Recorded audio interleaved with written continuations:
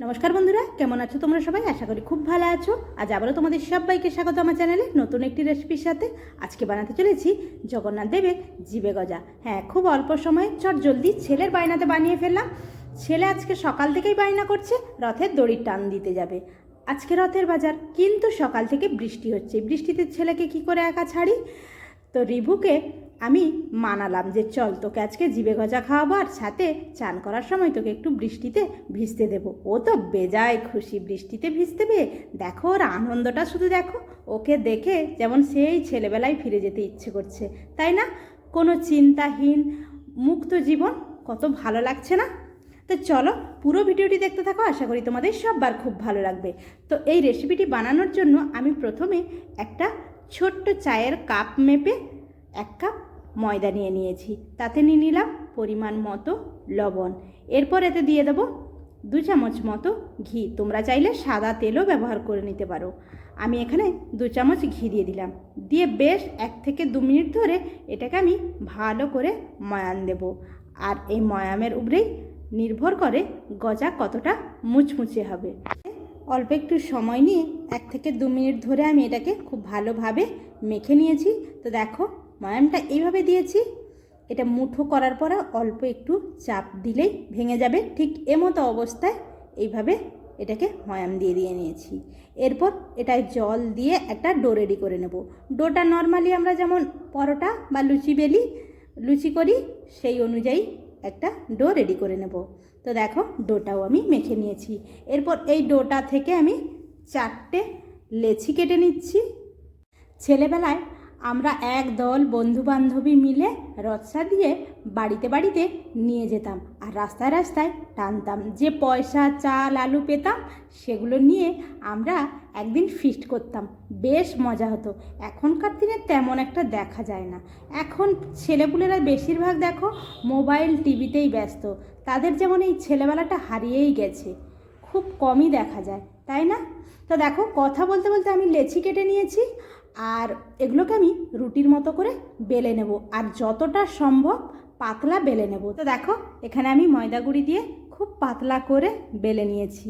আর কতটা পাতলা দেখো, এটা যত পাতলা হবে তত কিন্তু গজাগুলো খুব সুন্দর হবে। তো আমি 4টেই রুটির সাইজে বেলে নিয়েছি। এরপর একটা রুটি প্রথমে আমি বেলন চাকির ওপর রেখে দিয়েছি।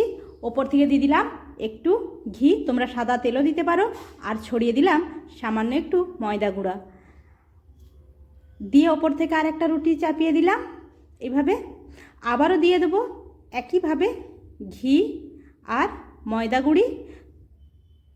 তোমরা ঘিয়ের জায়গায় এখানে সাদা তেলও দিতে পারো। ঠিক একইভাবে পরপর 4টা রুটি আমি এভাবে সাজিয়ে নেব।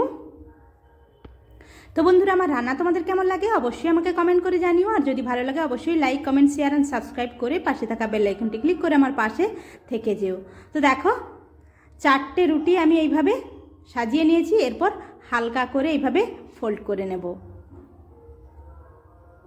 হালকা হাতে এটাকে আমি গুঁড়িয়ে নিলাম। এরপর সাইড থেকে ছুরির সাহায্যে কেটে নেব। তো প্রথমে সাইডটা একটু কেটে নিলাম, এরপরে সমানভাবে সবকটা কেটে নেব।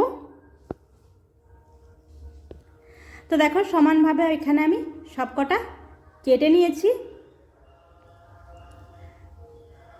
এরপর এগুলোকে ছাড়িয়ে নেব।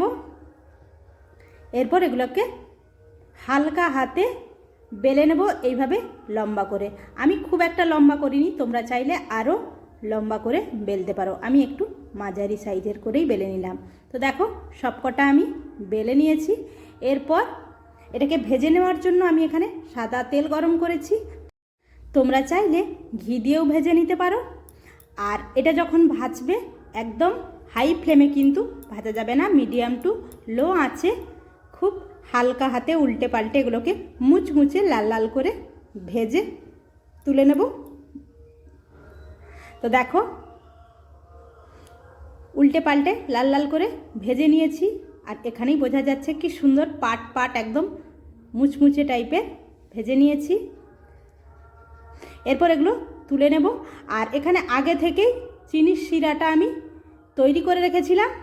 দেখো এরপর চিনির শিরাটা আমি ওই গজাগুলোতে দিয়ে দিলাম, দিয়ে 1 মিনিট মতো উল্টে পাল্টে নিলাম, দিয়ে তুলে নেব। খুব বেশিক্ষণ কিন্তু ভিজিয়ে রাখা যাবে না। আর এটা গরম অবস্থায় একটু নরম বলে মনে হয়, কিন্তু এটা ঠান্ডা হয়ে গেলে বেশ মুচমুচে ও সুন্দর হয়ে যাবে। তোমাদেরকে একটা ভেঙেও দেখাচ্ছি কত সুন্দর হয়েছে। তো বন্ধুরা, আর দেরি কেন, এইভাবে একবার বাড়িতে বানিয়ে ফেলো। বাড়িতে বানালে কেমন হয়েছে আমাকে কমেন্ট করে জানিও। একদম পাট পাট আর মুচমুচে জিভে কাঁচা, এইভাবে একবার বাড়িতে বানিয়ে ফেলো এই রথে। আমার ছেলে রিভু তো বেজায় খুশি। তো আজকের মতো এই পর্যন্ত, আবারও দেখা হবে অন্য কোনো দিন অন্য কোনো রেসিপির সাথে। সবাই ভালো থেকো, সুস্থ থেকো, টাটা।